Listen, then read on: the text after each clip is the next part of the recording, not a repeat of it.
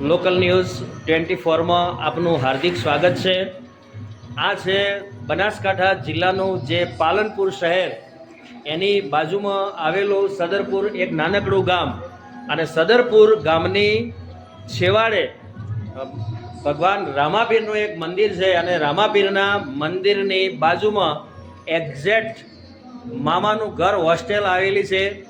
આ મામાના ઘરની હોસ્ટેલની ખાસિયત એ છે કે બનાસકાંઠા જિલ્લાની અને સમગ્ર ગુજરાતની જે દીકરીઓ છે એ દીકરીઓ પોલીસ કોન્સ્ટેબલ, પીએસઆઈ અને બીએસએફ જેવી નોકરીઓમાં જવા માટે જે તૈયારીઓ કરે છે એને રહેવા માટેની એક સુંદર આ વ્યવસ્થા છે। આપ જોઈ શકો છો કે અહીં ફ્રીમાં રહેવાનું અને જમવાનું અને સરસ મજાની એક આધુનિક લાઇબ્રેરી હોય એવી લાઇબ્રેરી પણ એમણે ઊભી કરેલી છે। અને આ જે સેવાનું કામ છે એ પ્રિયંકાબેન કરે છે। તો આપણે આજે પ્રિયંકાબેનને રૂબરૂ સાંભળવા છે કે એ કેવા કેવા પ્રકારની પ્રવૃત્તિઓ કરે છે અને સમાજ સેવા માટે એમનું શું યોગદાન છે। તો આપણે સાંભળીએ પ્રિયંકાબેન ચૌહાણ, જે મામાનું ઘર જેમણે ટાઇટલ આપ્યું છે એવા સરસ આ મામાના ઘર જેવી જે લાગણી આવે દીકરીઓને એના માટે ચલાવતા બેન છે એ પ્રિયંકાબેનને આપણે સાંભળીએ। નમસ્તે।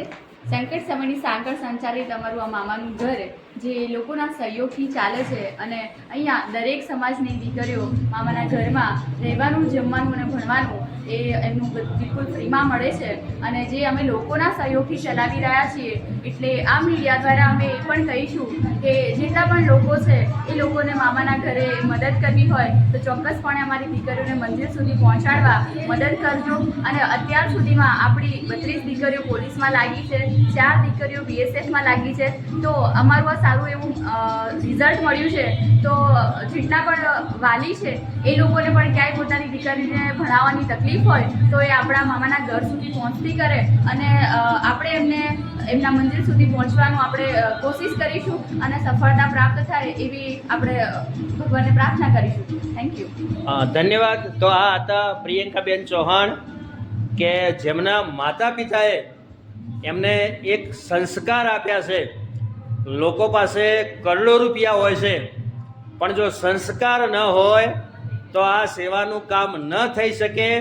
એટલે પ્રિયંકાબેનના જે માતા પિતા છે એમને હું વંદન કરું છું, એટલા માટે કે એમણે એક આવી બહેનને એમને જન્મ આપ્યો છે અને જે બહેનની જે કહેવાય કે માનસિકતા એવી છે કે આપણી જે દીકરીઓ છે કે જે દીકરીઓને ક્યાંય માટે રહેવાનું ઘર નથી કે એમને ભણવા માટે જગ્યા નથી, એવી દીકરીઓ માટે એમણે સરસ મજાની આ વ્યવસ્થા કરી છે।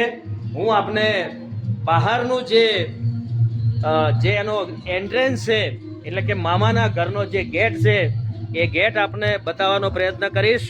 અને મારો એક સંદેશ છે કે ભગવાને જેમને પૈસા આપ્યા છે એવા લોકો જો આવી દીકરીઓ જ્યાં રહેતી હોય અને એક પૈસો પણ ન લેવાતો હોય એવી જગ્યાએ જો દાન કરે તો એમને યથાર્થ જગ્યાએ દાન કર્યું છે એવું હું માનું છું। Local news 24 Palanpur.